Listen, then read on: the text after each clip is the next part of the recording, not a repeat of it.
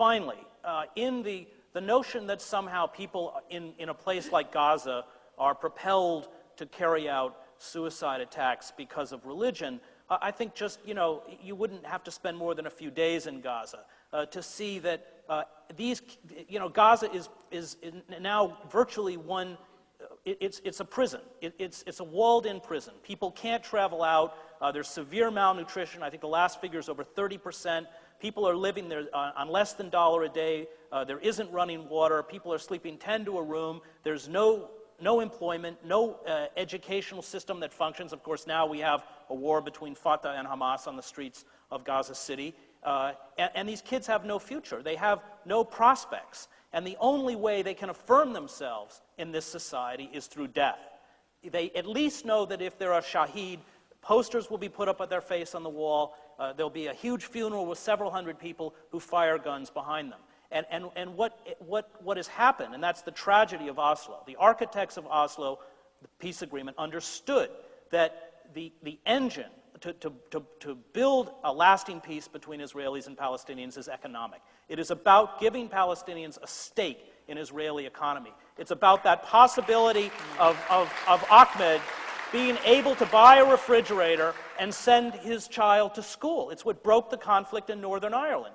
And the Israeli policies, both in the West Bank and Gaza, are becoming more draconian by the day. And of course, they're fueling the very kind of radicalism they're trying to break. Okay. I need to address this issue of... Yeah, look, I'll let you address it as lengthy you want. I just want to add a little bit to this. I happened to go to Gaza and the West Bank at the time of the Six-Day War, and I had been in Egypt at the tail end. And I think the consensus was, and I'm not an expert on the area, but the consensus was that the Palestinian population was the least religious of the Arab world. And that the feeling of the people there in Gaza and the West Bank was not driven in any stronger way by religion. And the PLO, as I said before, was basically a secular movement. As, for instance, in Iran, the movement that Mohammad Mossadegh was involved with, a nationalist movement in a country that later became more religious. Egypt, Nasser was a nationalist, later became more religious, and Muslim Brotherhood. So since the Quran had been written before all this, since the religion was present, how do you explain the rise of this religious feeling, if not in the terms that Chris just explained of desperation and reaction? Why did the PLO, for example, give way to Hamas? Why did these people in Gaza reject basically a secular model of the PLO and embrace Hamas, which was shown in elections and so forth? Why in Iran did they go from a Mossadegh to the Ayatollah?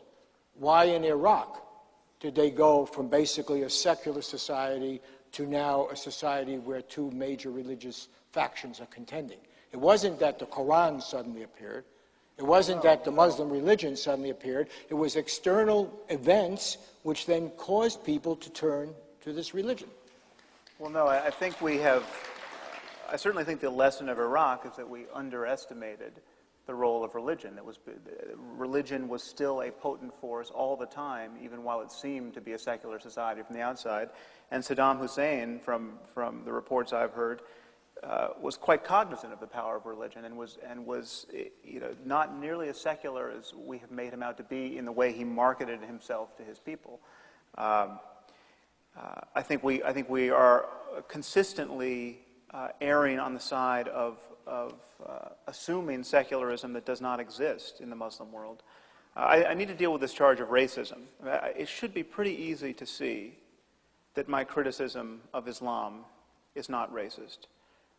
First of all, it applies with equal felicity to white Muslims as to any other ethnicity.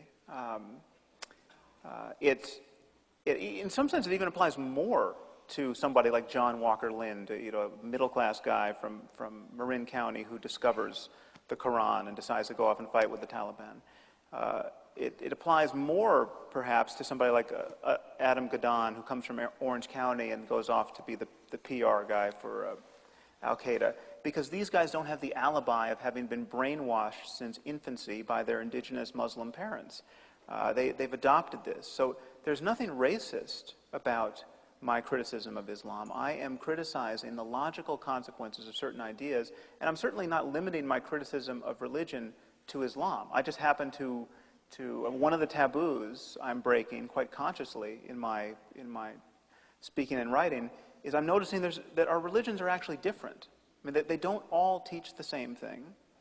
And where they do teach the same thing, they don't teach it equally well. I mean, we are not going to have a problem with Jain suicide bombers, no matter how mistreated Jains become in this world. The core principle of Jainism really is nonviolence. I mean, no matter how crazy you get as a Jain in terms of your religion, you're going to become less and less violent. I mean, there's no way you can justify any sort of violence by recourse to the principles of Jainism. To argue that the core principle of Islam is nonviolence is truly impossible. I mean, if anything, the core principle of Islam is jihad. It is convert, subjugate, or kill the infidel. I mean, the Quran and the Hadith do nothing so eloquently as demonize the infidel and talk about the imperative of spreading the faith. If you look at the historical example of Muhammad, he's rather a different character than Jesus. He is not a hippie who got crucified. He was a conquering general, and Muslims draw a lot from that example.